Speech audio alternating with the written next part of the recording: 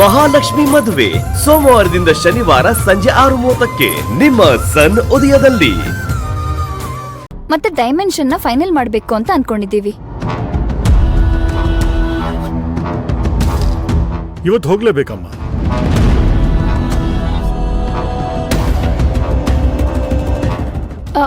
Appointment fix ಆಗಿದೆ dad. ಯಾಕೆ, ಏನ್ ವಿಷಯ?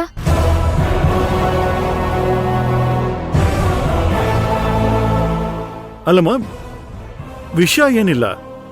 ಬಿಸಿಲು ತುಂಬಾ ಜಾಸ್ತಿ ಆಗಿದೆ ಅಲ್ವಾ? ಓ, ಹೋಗ್ಬೇಡ ಅಂತ ಹೇಳ್ತಿದ್ದೀರಾ? ಜಾನು, ಆ ಲ್ಯಾಂಡಲ್ಲಿ ತುಂಬಾ ಕಲ್ಲಿದೆ ಅಮ್ಮ. ನೀ ಹೋಗಕ್ಕೆ ಕಷ್ಟ ಆಗ್ಬೋದು. ಮತ್ತೆ ಆ ಕೆಲಸ ತುಂಬಾ ಟೈಮ್ ತಗೊಳುತ್ತೆ. ನೀನ್ ವರ್ಕ್ ಸ್ಪಾಟಲ್ಲಿ ಕೆಲಸ ಮಾಡೋದು ತುಂಬಾ ಟಫ್.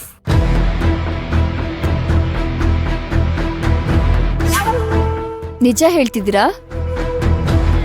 ಯಾಕ್ ಡ್ಯಾಡ್, ನನ್ ಕೆಲ್ಸ ಬರಲ್ಲ ಅಂತ ಹೇಳ್ತಿದ್ದೀರಾ ಅಥವಾ ನನ್ ಕಾಲ್ ಈ ತರ ಇದೆ ಅಂತ ಹೇಳ್ತಿದ್ದೀರಾ? ಹಾಗಲ್ಲಮ್ಮ, ನೀನು ಫಸ್ಟ್ ಟೈಮ್ ಹೋಗ್ತಿದೀಯಾ.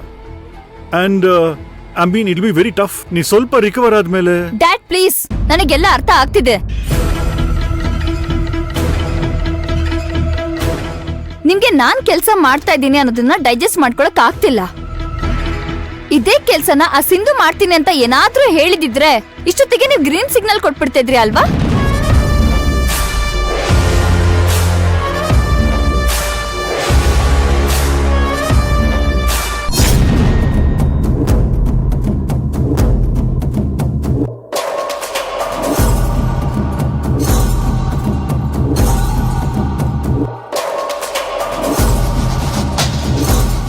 ಇಷ್ಟು ಮುಂದುವರಿಯೋದು ತಪ್ಪಾಗತ್ತೆ.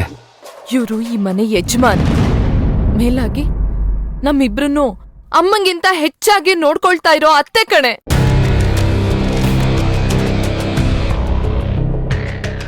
ಇವ್ರ ಬಗ್ಗೆ ಹೀಗೆಲ್ಲ ಮಾತಾಡೋದಕ್ಕೆ ಎಷ್ಟೇ ಧೈರ್ಯ ನಿನ್ಗೆ?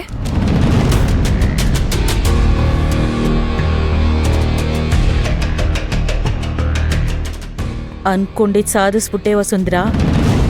ಇಷ್ಟು ಸಾಕು ಇವ್ರ ಸಂಬಂಧ ತುಕ್ ಹಿಡಿಯೋಕೆ. ಅತ್ತೆ ಕಾಲಿಗೆ ಬಿದ್ದು ಕ್ಷಮೆ ಕೇಳು.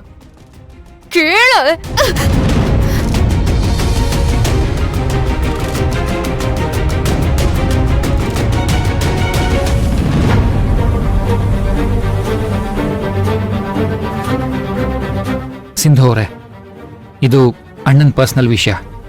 ನೀವೇನು ಮಾತಾಡಬೇಡಿ. ಯಾಕೋ ಮಾತಾಡ್ಬಾರ್ದು? ಯಾಕೆ ಮಾತಾಡ್ಬಾರ್ದು? ಹೀಗೆ ಸುಮ್ನೆ ಇದ್ಬಿಟ್ರೆ ಇವ್ರೇನ್ ಬೇಕಾದ್ರೂ ಮಾಡ್ತಾರೆ.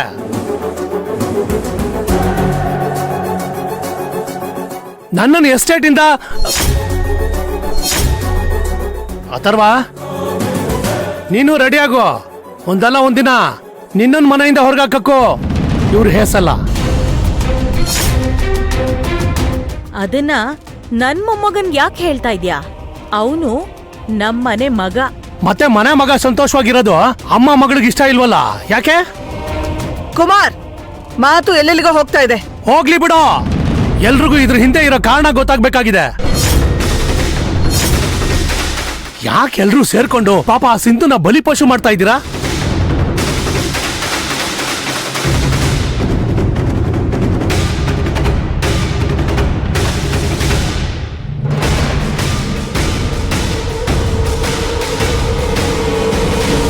Stop it!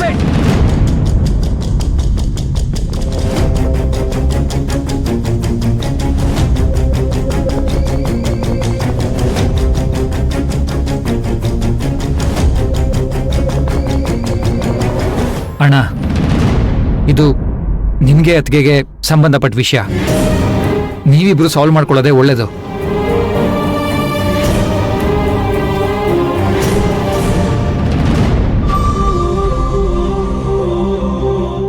ಒಳ್ಳೆ ಮನ್ಸಿರೋರ್ಗೆ ತುಂಬಾ ನೋವಾಗತ್ತಂತೆ.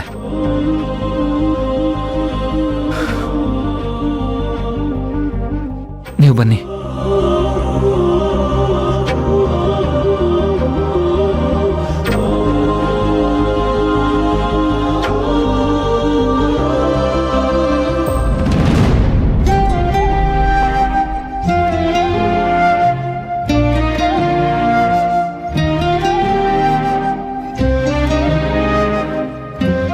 ಏನೋ ದೊಡ್ಡ ಸಮಸ್ಯೆನೇ ಆಗಿರ್ಬೇಕು ಅನ್ಸುತ್ತೆ. ಹೌದು ಶರತ್, ನಂಗೂ ಹಾಗೆ ಅನ್ನಿಸ್ತಿದೆ. ನಾವು ಹೋಗಿ ಸಿಂಧು ಅವ್ರಿಗೆ ಸಮಾಧಾನ ಮಾಡೋಣ ಅಂತ ಅನ್ನಿಸ್ತಿದೆ. ಆದ್ರೆ ಇಂಥ ಟೈಮಲ್ಲಿ ನಾವು ಆಚೆ ಹೋಗೋದು ತಪ್ಪಾಗ್ಬೋದಲ್ವಾ? ಈಗ ಬೇಡ, ಎಲ್ಲ ಸ್ವಲ್ಪ ತಣ್ಣಗಾಗ್ಲಿ, ಆಮೇಲೆ ಮಾತಾಡೋಣ.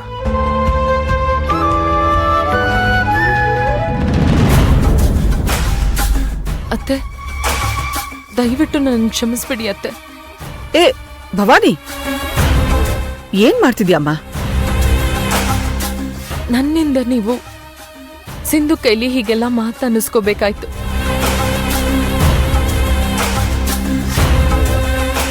ಪರವಾಗಿಲ್ಲ ಬಿಡು. ಸಿಂಧು ನನ್ನ ಅನ್ನೋದು ಇದೇನ್ ಹೊಸದಲ್ವಲ್ಲ. ಆದ್ರೆ ನೀನ್ ನೊಂದ್ಕೋಬೇಡ.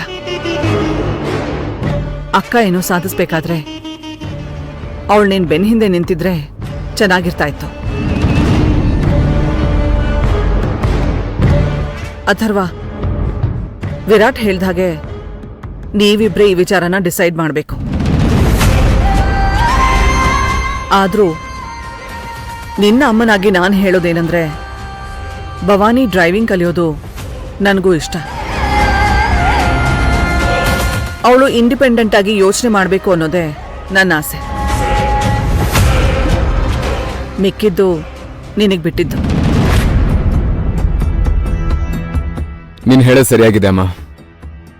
ಇನ್ಮೇಲೆ ಅವಳಿಗೆ ಬಿಟ್ಟಿದ್ದು.